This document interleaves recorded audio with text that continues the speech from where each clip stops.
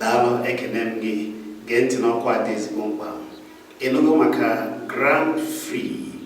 bụ webụsaịtị gbara ọfụ ugbu a nọ na mba ụwa dum ị nwere ike ịnọ n'ime ya kpata ego ziri ezi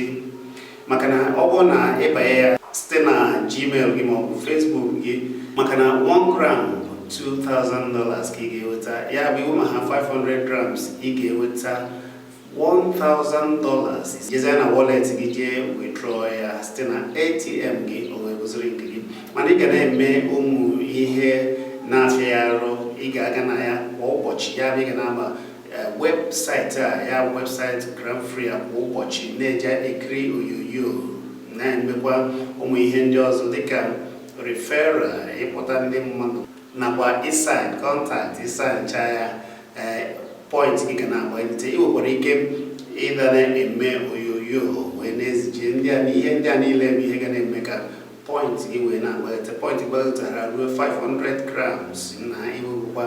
$1,000 na-enweghị nsogbu ọbụla ya bụ jee ugbu a ka ije saịn site na Gmail gị maọbụ Facebook nwa jezie sign in ugbu a ka ị wee soro ibe gị agbataba ego n'ụzọ